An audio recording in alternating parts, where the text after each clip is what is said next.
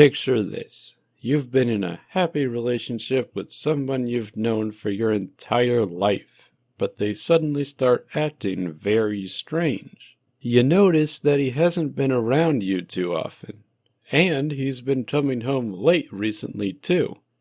Now there's obviously only one sensible solution here. Oh my gosh, he must be cheating on me! But in reality, your precious sweetheart was only trying to find you the perfect birthday present, but couldn't figure out what to get you for the life of him. I know that's a really random example of a really random scenario, but I just wanted to illustrate how confusing a simple relationship could be. Imagine that you're in a completely content relationship with your best buddy in the whole wide world, but then something random and new shows up in that relationship out of nowhere. And that doesn't just apply to romantic relationships either.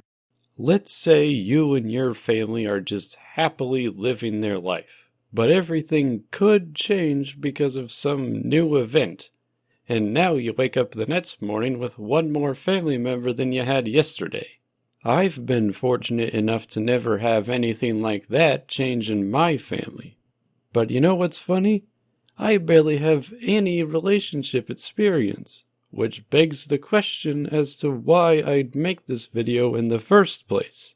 Well, that's because I think my failures in romance are funny, and I want to make a YouTube video out of it. Like how in elementary school I had this crush on a girl, and it took me until middle school to tell her, which was my first mistake right off the bat. I know it might seem hard and rich coming from me, but if you like someone, just tell them.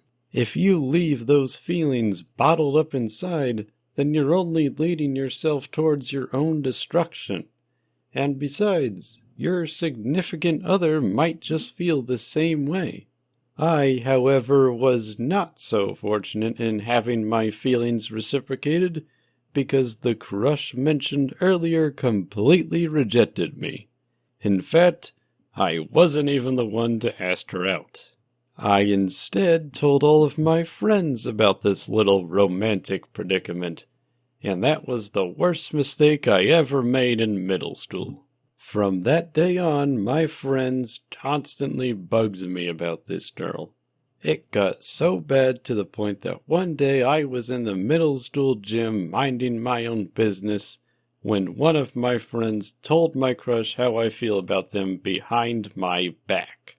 At that point, my crush's friend had to drag her over to me just to tell me that she doesn't feel the same way. And that was it. I didn't feel any hatred towards my friend because it was honestly kind of funny, and I didn't even feel sad about being rejected because I still thought of my crush as a friend. I think it's really petty and stupid how some people just stop being friends with someone just because they were rejected. Didn't you ask the person out because you liked them as more than a friend in the first place? How could you end up as less than a friend after being rejected? In any case, the only thing that I was sad about was the fact that all of this was finally over. Contrary to popular belief, my main reason for going to school was not learning. I liked going to school for the stupid, ridiculous, and stupidly ridiculous stuff like this. Now that the whole ordeal was over, it was back to normal old school for me, and it stayed like that for the rest of my school career. I never asked out anyone else for the rest of my time in school. It's not like I haven't been interested in anyone else since that first rejection. Anyone that I was remotely interested in was either dating someone else or didn't match my sexuality. But that doesn't mean I don't have any relationship experience whatsoever. Allow me to quote something I told one of my friends in high school a long time ago. I've seen enough failed relationships in high school to the point where I know what a healthy relationship looks like. I know it's more than a little cruel, But in order to solve a problem, you first have to acknowledge that the problem exists, alright? And I've acknowledged my fair share of failed relationships in the past, but there are a lot of different reasons as to why they fail.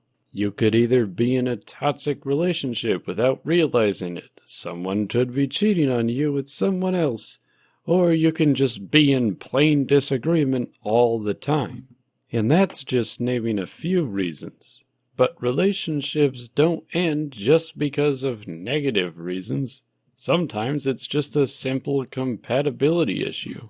Let's say you're in a long-distance relationship with someone, but your goals are too different from each other, and you're simply too far away. The distance issue is relatively easy enough to solve. You'll just have to move over to where your partner is. But there's still the problem of personal goals. One of the most important bits of relationship advice I could give you is to never compromise your own goals for the sake of someone else's happiness. You are capable of so many amazing things, so please don't just throw that away because you want to live with someone for the rest of your life. Anyway, that's enough serious talk. Let's go on to matchmaking. I wouldn't consider myself a spiritual person to the point where I'd make all of my life decisions based on a horoscope, but I do like to dabble in it from time to time for the sake of entertainment.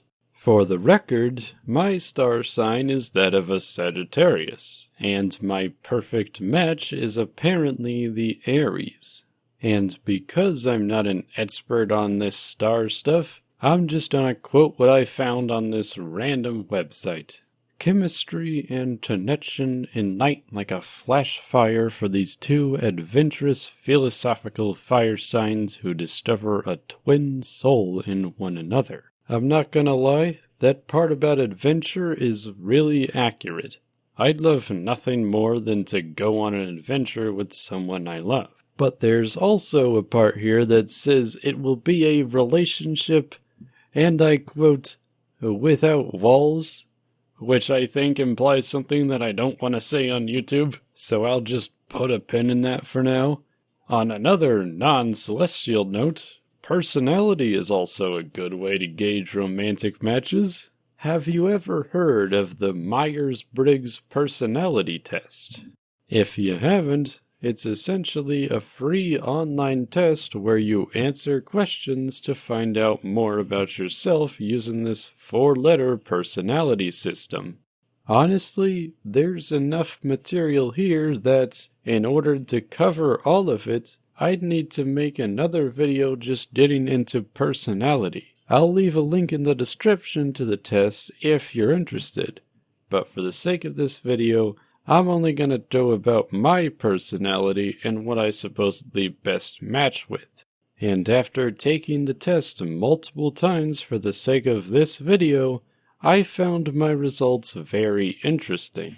My personality was split between the INFJ and the ENFJ, with the INFJ being introverted, intuitive, feeling, and judging, while the ENFJ is the same thing, but more extroverted than the INFJ. The reason my results were split between the two was because I always either got 51% introverted or 51% extroverted.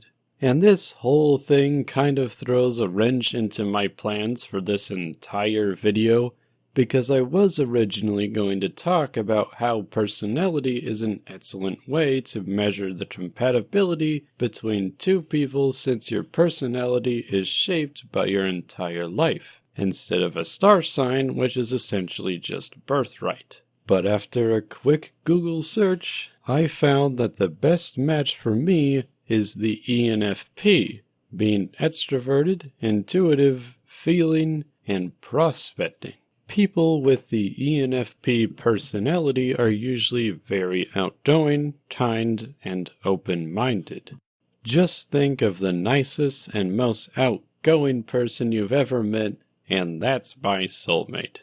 However, there was something else that said an ENFJ's best match is the INFJ, which sounds like a weird way of the site telling me to love myself. It's not like I didn't love myself before, but that's actually pretty important to any relationship you have, romantic or not. Let's say I wanted to give you $100, but I don't have $100 myself, therefore I can't give you $100. Now take everything I just said but replace $100 with love. I can't give you love if I don't love myself. And that is the most important piece of advice I could give you. And with that, I hope you've learned something from this video, and I hope you have a great day.